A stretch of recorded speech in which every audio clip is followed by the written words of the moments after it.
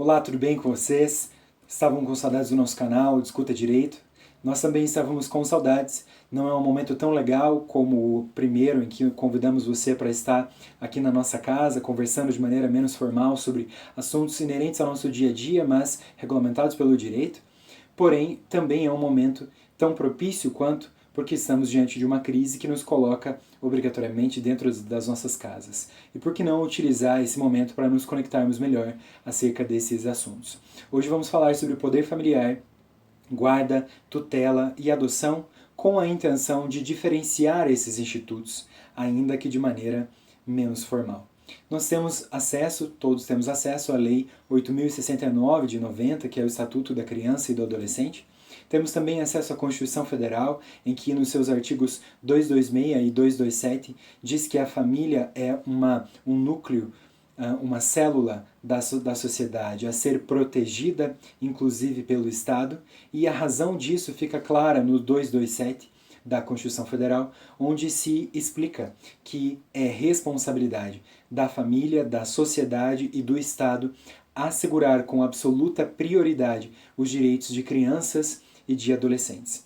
Para que sejam assegurados esses direitos, é preciso que os conheçamos e um pouquinho dos deveres decorrentes do poder familiar, também chamado de responsabilidade parental, ou ainda autoridade parental por alguns autores da doutrina, é nesse poder familiar que estão comportados direitos e deveres inerentes, portanto, ao poder que pais e mães, especificamente, embora o nome seja poder familiar, têm sobre seus filhos até a sua maioridade.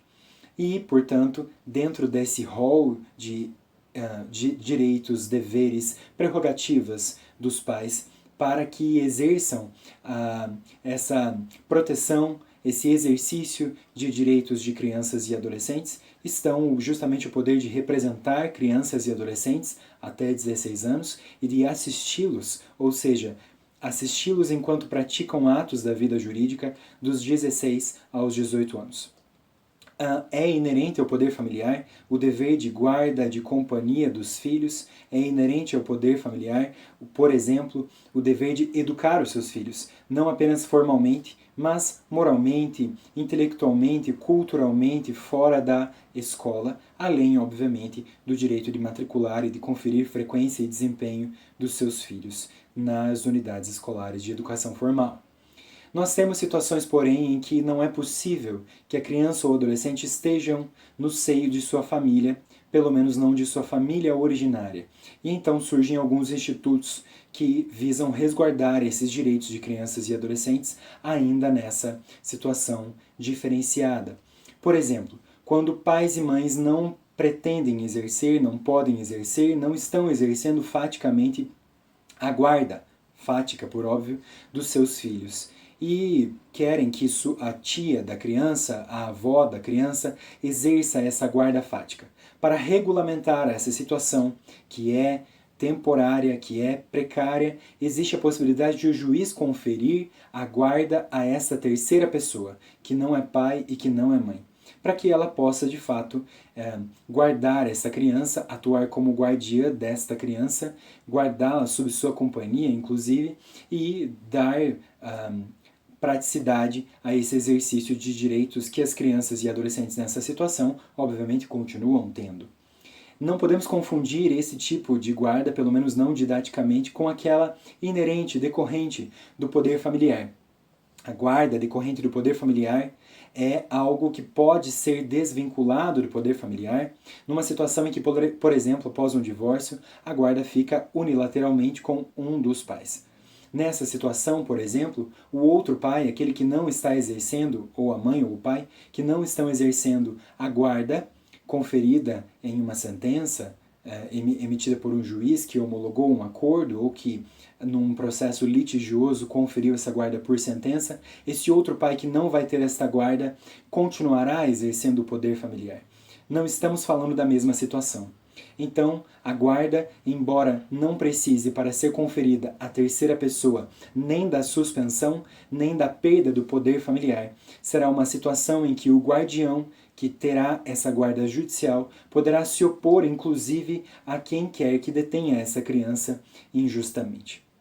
Diferentemente disso, na situação de tutela, nós temos um terceiro que irá receber o dever de cuidar, de educar, de zelar pelos direitos dessa criança e desse adolescente, porém, haverá a suspensão do poder familiar. Diferentemente ainda, no caso de adoção, deverá haver a perda do poder familiar, uma vez que, na adoção, além de não haver o poder familiar, nós não teremos mais a figura dos pais biológicos, digamos assim.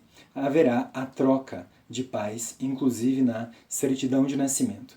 Na tutela, pode haver apenas a suspensão do poder familiar, uma vez que a tutela não é definitiva. A tutela pode ser conferida em situações em que o pai ou a mãe estão com o poder familiar suspenso e essa terceira pessoa exercerá esses direitos. Por exemplo, uma avó poderia requerer a tutela dos seus netos, caso esses netos não estejam com o poder familiar dos seus pais ocorrendo de maneira normal. No caso da adoção, deve haver a perda, mas, como eu disse, no caso da tutela, pode ser apenas a suspensão.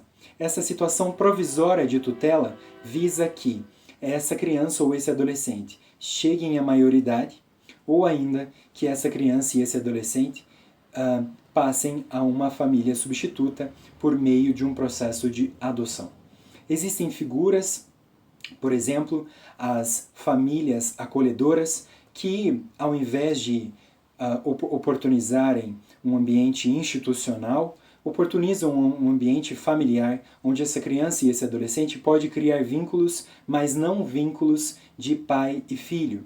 Vínculos como se fossem de padrinhos, que oferecem vínculos familiares, um ambiente familiar, para que a criança e o adolescente não fiquem num ambiente institucional, enquanto aguardam a regularização de sua situação.